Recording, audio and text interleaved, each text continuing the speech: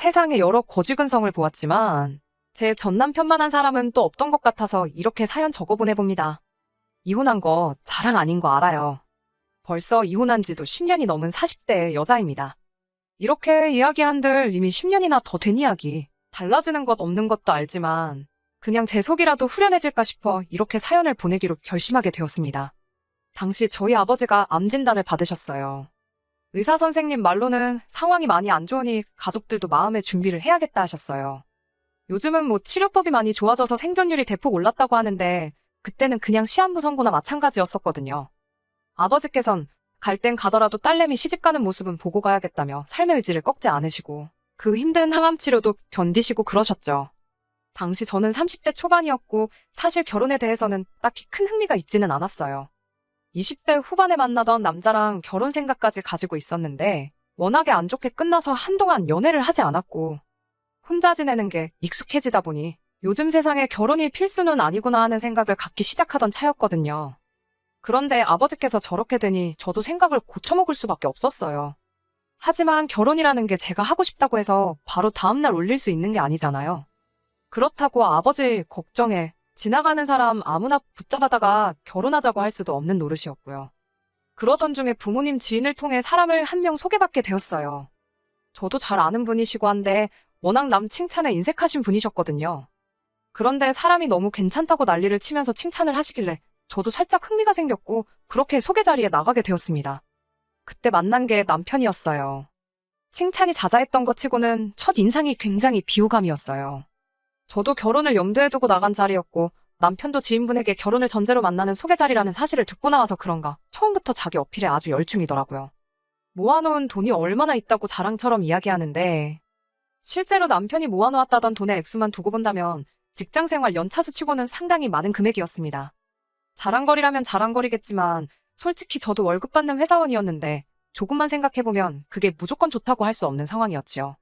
머리 조금만 굴려봐도 이 사람이 그 돈을 어떻게 모았는지 너무 뻔히 보이는 거예요. 정말 최소한의 소비만 하면서 돈을 모으지 않고선 모을 수 없는 액수였거든요. 집안 배경에 대해서 이야기하는데 집이 잘 살아서 금수저 물고 태어나 돈 모으기 수월했던 환경도 아니었고요. 나중에 가서는 월급 한 푼도 안 쓰고 모아 그 돈을 모았다고. 중간에 로또가 된 것도 아니고 주식이 대박난 것도 아니고 정말 순수하게 월급 안 쓰고 모아 만든 돈이라는 사실을 자랑처럼 이야기하더라고요. 검소한 생활 습관, 그 어떤 것과 비교가 되지 않을 만큼 좋은 장점이라고 생각하지만 모든 일에는 정도가 있는 법이라고 생각합니다. 아낄 수 있을 때 아끼는 것과 아예 안 쓰는 건 큰 차이가 있다고 생각했어요. 돈을 어떻게 모았는지 자랑처럼 이야기하면서 들었는데 회사에서 점심시간에 탕비실에 있는 간식으로 밥을 때웠다던가 취직한 이래로 동료 직원부터 친구들 경조사에 단 한 번도 참석한 적 없다던가 걸어서 1시간 안에 도착할 수 있는 거리는 무조건 걸어간다던가 하는 식으로 돈을 모았다고 하니 이건 아무리 좋게 들어도 검소한 것과는 거리가 먼 사람이라고 생각이 들었어요. 그래서 소개 자리 끝난 뒤에 따로 연락을 할 생각이 없었는데 남편은 저랑 생각이 달랐나 봅니다. 저를 엄청 좋게 봤던 건지 뭔지 아예 저랑 결혼을 하기로 결심을 했던 것 같아요.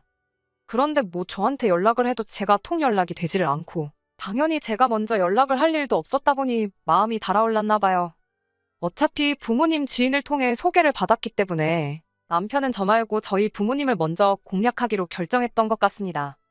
그리고 그때 남편이 제가 생각한 것 같지만은 않다는 걸 알게 되었고요. 어버이날이나 부모님 생신 같은 기념일이라 할지라도 비싼 가격 때문에 주눅 들어서 알아보지도 않을 법한 고급 식당에 저희 부모님을 모시고 갔다는 거예요. 세탁하는 물값도 아까워서 회사 화장실에서 양말을 빨아 신는다는 사람이 저희 부모님한테 점수 따겠다고 그런 비싼 레스토랑을 간 것도 대단했고 무엇보다 부모님한테 용돈 하시라고 봉투도 두둑하게 챙겨준 것도 놀라웠습니다. 제 생각과는 다르게 쓸 때는 또 통 크게 쓸 줄 아는 배포가 있는 사람이었던 거예요. 기본적으로 화술이 좋은 사람이다 보니 저희 부모님은 아예 그날 남편한테 구워 삶아져서 벌써부터 우리 사위 하시며 결혼에 대한 기대를 숨기지 않으셨어요. 그리고 그때쯤부터 아버지 병세가 점점 더 악화되기 시작해서 일단 몇 번 더 만나보자고 생각을 고쳐먹게 되었었습니다. 남편은 생각보다 씀씀이가 좋았어요. 아낄 때는 오직 자기 자신만을 위해서였습니다. 그렇다고 저한테 명품 가방 같은 고가의 물건을 펑펑 사주거나 하는 건 아니었어요.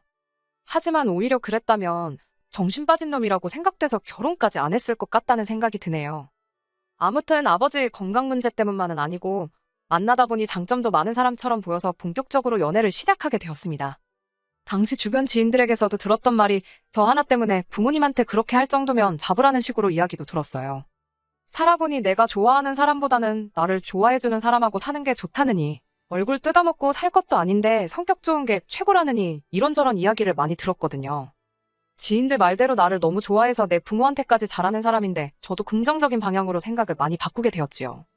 저도 나이가 어느 정도 있던 상황이고 연애도 한동안 안 하면서 모아놓은 돈이 상당했는데 두 사람이 모아놓은 돈만 합쳐도 서울 외곽에 아파트 하나는 대출도 안 끼고 구에 들어가서 살 수 있을 정도였어요. 아버지의 건강이 날이 갈수록 나빠지는 바람에 조금은 성급하게 결혼 준비를 해야 했는데 그때 남편이 제안을 해왔던 게 있습니다. 신혼집을 조금 천천히 구했으면 좋겠다고요. 그때 당시 재개발 열풍도 있었다 보니 이왕 사는 집인데 재개발 호재에 대해서도 알아보고 이것저것 비교해보고 알아보고 매매하고 싶다고 하는 거였어요. 충분히 일리 있는 말이라 생각했는데 그럼 집 없이 결혼하면 전세나 월세를 구하자는 거냐고 물어봤지요. 그런데 남편은 그것 또한 돈이 나가서 싫다고 하더라고요. 월세는 말 그대로 돈을 버리는 거나 마찬가지고 전세 같은 경우에는 그 큰 돈을 굴리면 더 큰 이득을 낼 수 있을 텐데 묶어두는 게 수는 아닌 것 같다고 하면서 친정집에 방 한 칸 내달라 하여 거기 들어가 살자는 제안을 해온 겁니다. 그리고 그렇게 하면 저희가 일단 돈도 더 모을 수 있을 테고 나중에 진짜 좋은 조건의 집이 나왔을 때 한 푼이라도 더 여유 있는 편이 좋지 않냐고 하는데 도무지 반박을 할 수가 없더라고요. 시댁, 그러니까 자기 부모님 집에 방 한 칸 구하는 방법도 있는데 그건 며느리인 제가 너무 불편해할 것 같아서. 그래서 섣불리 시댁에 방 한 칸 얻어 신혼살림을 차리자는 말은 못하겠다고 하더라고요. 자기 부모님이 며느리 잡들이를 하고 시집살이 시키고 그러실 분들은 절대 아니지만 그래도 며느리가 시집살이 하는 것보다 사위가 처가살이 하는 게 저만 두고 보면 부담이 덜하지 않겠냐고 말해왔습니다. 그 말을 들으니 혹하긴 했어요. 시댁에서 해도 되는 걸 친정집에서 하자니 아버지 생각도 나고 남편이 저를 많이 배려해줬다는 생각이 들었습니다. 집 구할 때까지 언제가 될지 모르는데 식 먼저 올리고 각자 부모님 집에서 따로 사는 것도 어이가 없다고 생각했고요. 친정 부모님도 이 이야기를 듣더니 흔쾌히 방 한 칸을 비워주셨습니다. 그래서 결혼식 한 달 앞두고 남편이 먼저 저희 집에 들어와서 살림 차려 살게 되었습니다. 한 달 일찍 들어온 건 장인어른, 그러니까 저희 아버지가 둘이 신혼생활 알콩달콩 잘하는 거 곁에서 하루라도 더 지켜보시면 좋지 않겠느냐는 식으로 이야기했는데 그때는 참 속도 깊은 사람이구나 했고 이 결혼에 어느 정도 확신도 있었지요. 그렇게 결혼식 올리기 한 달 전부터 결혼 생활을 시작했고 저희 아버지도 덕분에 건강이 점점 좋아지시는 듯 했습니다. 소원대로 딸내미 손잡고 신부 입장도 하셨고 그렇게 6개월을 더 함께 시간을 보내시고 돌아가셨네요. 마음의 준비를 이미 하고 있던 타였지만 준비가 돼 있어도 그렇게 아버지가 떠나가시니 마음이 허한 건 여전하더라고요. 집안 곳곳에 아버지 흔적도 보이고 저도 저지만 어머니가 워낙에 힘들어하셨어요. 그리고 진짜 사건은 아버지가 돌아가시고 얼마 지나지 않아서 일어나게 되었습니다. 장례식 끝나고 나서 며칠 지나지 않아서 저는 일상으로 돌아와 출근해 회사에 있던 상황이었어요. 그러다 어머니에게서 전화가 한 통 걸려오게 되었는데 어머니 목소리가 약간 다급한 게 무슨 일이 난 건가 싶더라고요. 이야기를 들어보니 밖에 이상한 사람들이 몇 명 와 있다고 무슨 일로 왔느냐 물으니 인터넷에서 경매 관련 글을 보고 찾아왔다는 알 수 없는 소리를 하더래요. 모르는 일이라고 보내려고 했는데 그 사람들이 안 가고 버티고 있다고. 그런데 밖에 있는 게 한두 사람이 아니다 보니 겁이 난다고 하시더라고요. 그래서 뒤도 안 돌아보고 회사에 양해를 구해 집으로 달려갔습니다. 가는 도중에도 이게 무슨 일인가 하고 곰곰이 생각해봤는데 문득 남편이 연애하던 당시에 자기는 돈 모은다고 새 물건 사는 법이었고 전부 다 인터넷 경매나 중고거래를 이용해서 필요한 걸 구입했다는 이야기를 들었던 게 기억이 났어요. 그래서 남편한테 전화를 걸어 혹시 이 상황에 대해 아는 바가 있느냐고 전화를 했죠. 남편이 잠깐 아무 말도 없더니 자기가 인터넷에 글을 잘못 올려서 그런다고 필요해서 부른 사람들이니까 집에 도착하거든. 그 사람들 보내지 말고 기다리고 있으라고 말을 하라는 겁니다. 자기도 회사에 반차라도 내서 곧장 집으로 오겠다고요. 일단은 어머니한테 도착하기 전에 그 사람들이 남편과 연관이 있다는 사실을 알게 되어 안심하고 계셔도 된다고 연락을 했어요. 그런데 아무리 생각해도 도통 이해가 가지 않는 게 있었으니 집에 남편 짐이라고는 합가하면서 가지고 들어온 옷가지들 몇 개밖에 없었거든요. 그렇다고 남편 옷이나 신발이 뭐 경매까지 할 정도로 가치 있는 고급 제품은 하나도 없었고요. 그런데 한두 명도 아니고 수많은 사람들이 찾아올 이유가 뭔가 싶었습니다. 아니나 다를까 남편이 도착하고 나서 상황을 정리하기 시작했는데 그 사람들을 보내는 게 아니고 집으로 전부 끌고 들어오는 거예요. 그러더니 거실 한켠에 있는 장식장 앞에 사람들을 모아놓고 아버지가 생전에 해외 출장 같은 거 다니시며 한두 병씩 취미로 모으기 시작했던 양주를 병매를 붙이기 시작하는 거예요. 어머니께서 신혼 때 아버지께 술, 담배 두 개 다 동시에는 못한다고 둘 중에 하나는 포기하라고 했는데 아버지께서는 담배를 택하셨어요. 암 진단 받고 나서는 그때 담배가 아니라 술을 고를 거라면서 농담처럼 이야기하긴 하셨는데 언젠가 은퇴 후에 담배를 끊게 되면 그때 마시겠다고 30년 전부터 한 병 두 병 취미 삼아 모으기 시작한 양주였습니다. 당연히 개봉도 안 한 상태다 보니 양주 매니아들 사이에서는 수요가 엄청 있던 술들이었나 봐요. 그런데 그런 걸 떠나서 아버지 돌아가신 지 얼마나 됐다고. 유품이나 마찬가지인 아버지의 수집품들을 남편은 가족들과 상의도 한 번 하지 않고 경매에 붙여버린 거였어요. 어머니는 이게 무슨 상황이냐며 기절하듯 혼절하셨고 저는 그 꼴을 보다가 경찰 부르기 전에 알아서들 꺼지라고 소리치며 전부 다 내쫓아버렸습니다. 남편은 울그락불그락 표정이 말이 아니더군요. 누가 누구한테 화를 내야 하는지 아직도 모르겠는지 저한테 왜 방해를 하냐며 저 사람들만큼 돈 쳐주는 사람들 찾기가 얼마나 힘든 줄 아냐고 소리를 고래고래 지르더라고요. 당신이 뭐라고 아버지 유품을 맘대로 처분을 하냐고 했지요. 그랬더니 남편이 한다는 소리가 그 술들은 이제 다 지 거라는 거예요. 아버지께서 생전에 몸만 멀쩡했어도 은퇴도 했는데 사위랑 같이 여기 있는 술 한 잔씩 마셨으면 했다고 이야기를 하셨다는 겁니다. 말인즉슨 아버지가 건강만 하셨으면 자기랑 둘이서 다 마셨을 술이고 아버지가 이제 안 계시니 그 술들은 전부 자기 거나 마찬가지라고 우기는 거예요. 이게 뭔 미친 소린가 싶었지요. 그동안 제가 알고 지낸 그 사람이 맞나 싶었거든요.